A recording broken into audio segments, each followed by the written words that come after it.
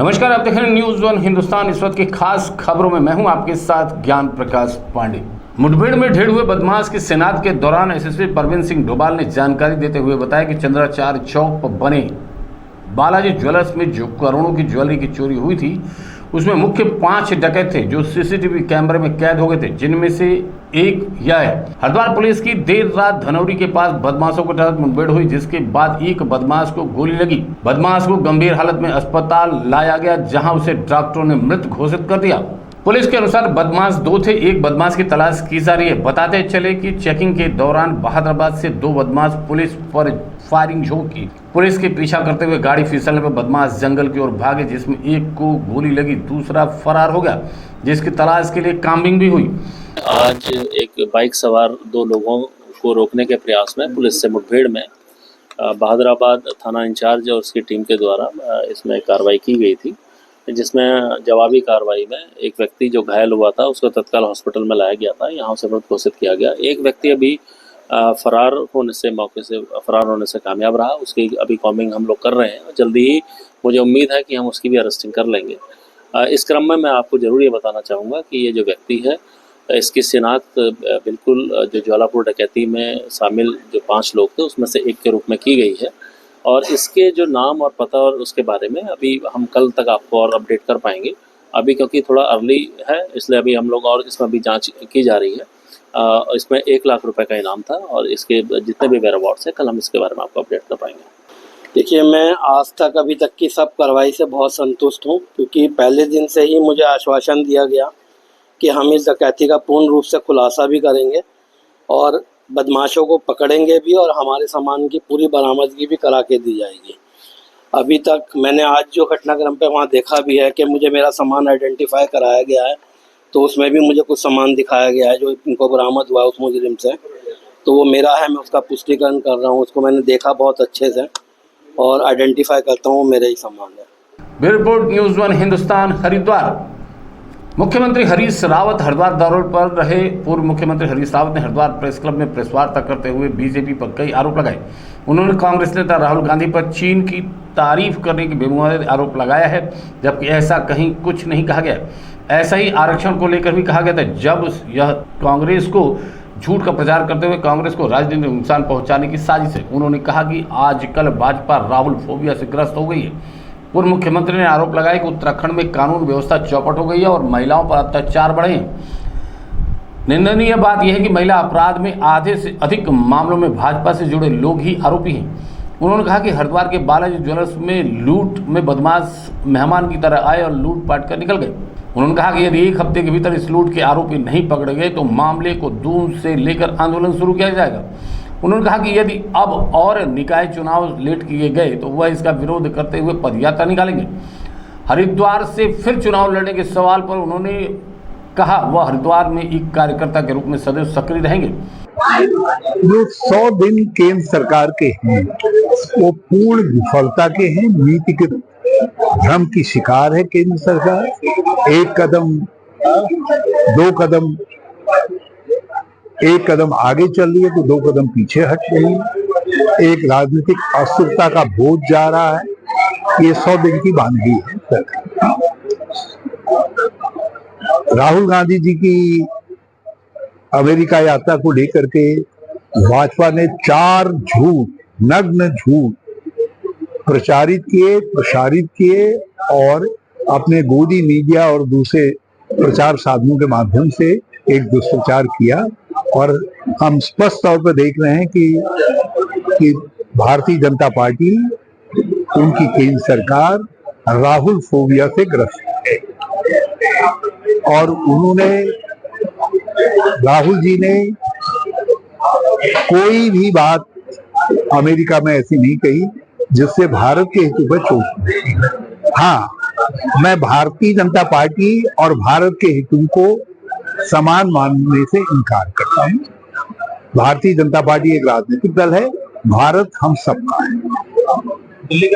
भारत देश की राष्ट्रीय सुरक्षा के प्रश्नों पर हम कभी कोई भिन्न मत नहीं रखते हैं, लेकिन और दूसरे समसामयिक विषयों पर जो है हमारी राय कई मामलों में भारतीय जनता पार्टी से बिल्कुल भिन्न है, आलोचनात्मक है।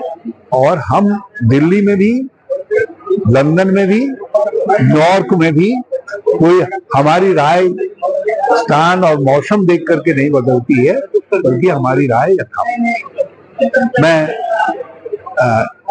एक घातक धारणा है कि भारतीय जनता पार्टी पर प्रहार भारत पर प्रहार है। भारतीय जनता पार्टी भारत का पर्याय नहीं है, वो केवल एक राजनीतिक दल है। जिस तरीके से कई राजनीतिक दलों में से एक राजनीतिक दल हम भी हैं और Bharatiya Janata party. Bureau report news 1 Haridwar. Rudrapur कोतवाली क्षेत्र से anti narcotic task force team के द्वारा चेकिंग के दौरान 105 ग्राम से ज्यादा स्मैक के साथ 2 आरोपियों को गिरफ्तार किया गया। इसके साथ ही टीम ने आरोपी के कब्जे से 10,500 की नकदी भी बरामद की। ऊधम सिंह नगर जिले के एसएसपी ने खुलासा करते हुए कहा कि ऊधम सिंह जिले की एंटी नारकोटिक टास्क फोर्स द्वारा रुद्रपुर कोतवाली क्षेत्र के लंबा खेड़ा में चेकिंग अभियान चलाकर एक बाइक पर सवार 2 आरोपियों को गिरफ्तार किया गया, जिसके कब्जे से टीम ने 105.76 ग्राम स्मैक बरामद की। पूछताछ में आरोपी ने अपना नाम नसीर पुत्र अब्दुल सब्बीर निवासी रामपुर यूपी और दूसरे अपना नाम गोपाल पुत्र जुड्डर निवासी गदरपुर बताया। पुलिस ने दोनों आरोपियों के खिलाफ एनडीपीएस एक्ट के तहत मुकदमा दर्ज करते हुए आगे कार्रवाई शुरू कर दी है। आरोपियों के द्वारा उत्तर प्रदेश से स्मैक लाकर ऊधम सिंह नगर जिले में बेचने का काम किया जाता था। वहीं बरामद की गई स्मैक की कीमत अंतर्राष्ट्रीय बाजार में 10 लाख रुपए बताई जा रही है। कल दोपहर में राजेश पांडे एएनटीएफ के इंचार्ज और उनके कर्मचारियों द्वारा 2 लड़के पकड़े गए, जिनके पास से लगभग 100 ग्राम स्मैक बरामद हुई है, जिसकी कीमत 10 लाख रुपए के करीब होगी। उन दोनों को गिरफ्तार कर आज न्यायालय के समक्ष प्रस्तुत किया जा रहा है। Bureau report news 1 Hindustan. Udham Singh Nagar. Uttarakhand में मानसून सीजन के दौरान काफी नुकसान हुआ है। नुकसान का आकलन करने के साथ ही व्यवस्थाओं को दुरुस्त करने का काम भी सभी अफसर कर रहे हैं। आपदा प्रबंधन सचिव विनोद कुमार सोवन ने कहा कि अब बरसात का मेजर समय समाप्त हो गया है और हल्की बारिश का दौर जारी रहेगा। तमाम जगहों पर भूस्खलन की वजह से दिक्कतें हुई हैं और सभी सड़कों को सुचारू किया जा रहा है। उन्होंने केदारनाथ मार्ग पर पागल नाला और अन्य जगहों पर चिन्हित किए भूस्खलन जोन में ठोस पहल करते हुए सभी संभावनाओं पर काम करने की बात कही। आपदा प्रबंधन सचिव ने कहा कि केदारनाथ मार्ग के लिए अन्य विकल्पों का भी मंथन किया जा रहा है। अभी मौसम लगातार सुचारू हो रहा है। आज कहीं भी वर्षा की सूचना नहीं है, हल्की फुल्की बरसात बनी हुई है। बाकी पूरे प्रदेश में मौसम खुला हुआ है। अगले 3-4 दिन तक लगातार मौसम खुला हुआ है। हम उम्मीद करते हैं कि ठीक ठाक धूप होगी या मौसम खुला रहेगा। अगर कहीं बरसात होगी तो ऐसी बरसात होगी जिससे रिमझिम बारिश जिसे कहते हैं उस तरह से होगी। मौसम बाकी जगह खुला हुआ है। जो सड़कें बंद हुई है हमारी, उसको लगातार खोलने की कार्रवाई की जा रही है। आज भी मेरे द्वारा कई जिलाधिकारी से बात की गई है और रास्ता खोलने के लिए उनसे रिक्वेस्ट किया गया है।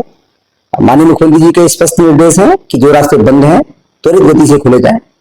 कल रात में भी माननीय मुख्यमंत्री जी का मैसेज आया कि रास्ते खोलने के लिए आज आप प्रयास करिए और देखिए कितने रास्ते खुल गए। रात शाम तो बताइए मुझे, तो उनको बताना है। और हम लोग लगातार इस दिशा में काम कर रहे हैं। हमारा प्रयास है कि बरसात के कारण जो नुकसान हुआ है, जो रास्ते बंद हैं, उसको तत्काल खोला जाए और बाकी जो इंफ्रास्ट्रक्चर जो डैमेज हुआ है उसको ठीक किया जाए। उस दिशा में काम कर रहे हैं। लगभग हमारे जो फिगर है वो तो थोड़ा ज्यादा है, लगभग 250 के आसपास है, बट रास्ते बंद इससे कम जगह है। कई जगह रास्ते खोले जा चुके हैं जिसकी रिपोर्टिंग नहीं है हमारे पास, तो रिपोर्टिंग हम ठीक कर रहे हैं और जहां रास्ते वास्तव में बंद है उसको खोलने की कार्रवाई करें।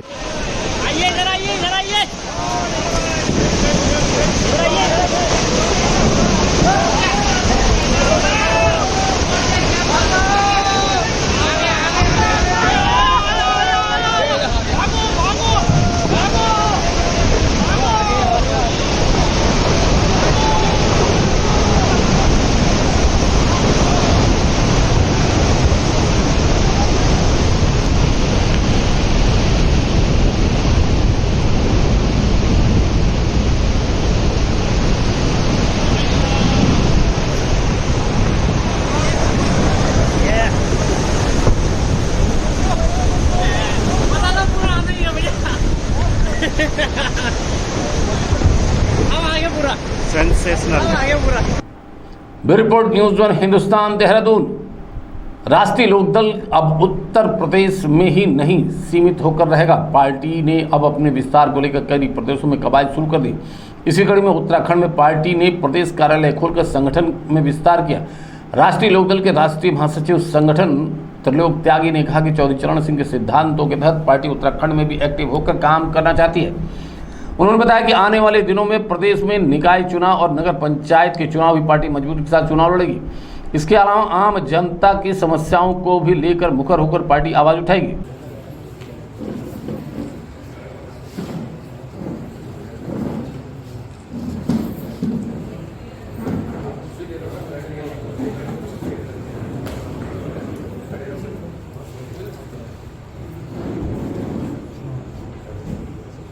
हम नगर निगम जो निकाय चुनाव लड़ेंगे, चाहे नगर पालिकाएँ हो, महापालिकाएँ हो, चाहे जिला पंचायत हो, ग्राम पंचायत हो, राष्ट्रीय लोकदल ताकत के साथ उत्तराखंड में अपनी दस्तक देगा इन चुनाव में। वो हम तैयारी कर रहे हैं। और हमारे राजेंद्र पंत जी हमारे प्रदेश अध्यक्ष हैं, इन्होंने आज अपनी कार्यकारिणी डिक्लेयर की है, वो आपको दे देंगे। और मैं आपसे कहना चाहता हूँ कि जो चौधरी चरण सिंह चाहते थे, जो गांधी जी चाहते थे, हम देश में वही लागू करना चाहते हैं। किसान की खुशहाली चाहते हैं, हरियाली चाहते हैं, गांव की तरक्की चाहते हैं। हज़ारों साल से बसे गांव में अस्पताल नहीं है, अस्पताल है तो डॉक्टर नहीं है, सड़क है तो सड़क टूटी हुई है। ये तमाम सवाल हैं। और यहाँ उत्तराखंड में इतना धान पैदा हो सकता है, इतना गन्ना पैदा हो सकता है, उसको बाहर से मंगाने की ज़रूरत नहीं है गेहूँ धान की। तो सरकार को किसानों पर भी ध्यान लगाना होगा। और ये बातचीत हम करेंगे सरकार से। हम सरकार से बात करेंगे कि यहाँ ताकत दी जाए और यहाँ के नौजवान को, यहाँ के किसान को, यहाँ के गाँव को और यहाँ की महिलाओं को सशक्त किया जाए, उनको ताकत दी जाए। अभी जयंत चौधरी जी मिनिस्टर हैं स्किल डेवलपमेंट के, तो जो संस्थाएँ यहाँ लोग खोलेंगे, जो ट्रेनिंग देना चाहते हैं बेरोजगार नौजवानों को, उनको ट्रेनिंग दें। वो स्किल डेवलप करने का काम उनके पास है, शिक्षा मंत्रालय है, तो वो भी काम हम लोग करेंगे। तो ये काम सब करने का हम काम कर रहे हैं और लोकदल को मजबूत करके पार्टी की ताकत बनाएंगे। और लोकतंत्र में जो पहला काम है संगठन मजबूत करके चुनाव लड़ने का, वो लोकदल अपना काम यहाँ करेगा। वो मैं आपसे करूँ। Bureau report, news 1 Hindustan, Dehradun. Bhajpa सरकार जीरो टॉलरेंस और प्रदेश से पलायन के भले ही बड़े बड़े दावे कर ले, मगर हकीकत इसके बिल्कुल विपरीत है। आज विकास नगर के डांक पत्थर बैराज पर उत्तराखंड ठेकेदार महासंघ की एक बैठक हुई। यूनियन के पदाधिकारियों ने धामी सरकार पर गंभीर आरोप लगाए। यूनियन के पदाधिकारियों का कहना है कि प्रदेश में ठेकेदारी से संबंधित जितनी भी निविदाएं लगाई जा रही हैं, वो सभी गुजरात, दिल्ली, हरियाणा, पंजाब के ठेकेदारों के हितों को ध्यान में रखते हुए लगाई जा रही है, जिस कारण हमारे सामने रोजी रोटी और पलायन का संकट आ गया है। यूनियन के पदाधिकारियों ने कहा कि बाहरी जितने भी ठेकेदार हैं, वो कोई मंत्री का आदमी निकल रहा है तो कोई बड़े अधिकारी का। इसके विभिन्न मुद्दे हैं जिस पे हमारे उत्तराखंड ठेकेदार का महासंघ आज डाकपत्थर में एकत्रित हुआ है, जिसमें हमारी कुछ विशेष मांगे हैं। जिस प्रकार से हमें लग रहा है कि उत्तराखंड के ठेकेदारों का उत्पीड़न हो रहा है और उत्तराखंड के ठेकेदारों को दरकिनार किया जा रहा है, और बाहर से बड़ी बड़ी कंपनियों को यहाँ पर कोई सचिव के आदमी है, कोई मंत्री के आदमी है, कोई मुख्यमंत्री के आदमी है, इस तरीके से बाहरी ठेकेदारों को यहाँ बढ़ावा दिया जा रहा है। और उत्तराखंड का जो गांव में जो ठेकेदार रहता है वो भी पलायन करने को मजबूर हो रहा है। एक तरफ से सरकार कहती है कि हम पलायन को रोकेंगे और दूसरी तरफ से बाहरीकरण जो हो रहा है, बाहर के ठेकेदारों से काम कराया जा रहा है, उससे हमारा जो गांव का ठेकेदार है वो भी मजबूर होकर के गांव छोड़ने को तैयार है। सारी निविदाएं, बड़े बड़े काम लगाए जा रहे हैं। हमारी सबसे मुख्य मांग तो ये कि जितने भी जो बड़े काम हैं वो सब छोटे काम लगाए जाएं। और जिस प्रकार से जो पंजीकरणों का नवीनीकरण कराया जा रहा है, उसमें अनेकों, मैं खुद अपने आप में लगभग 10 साल से एक क्लास का कॉन्ट्रैक्टर हूँ।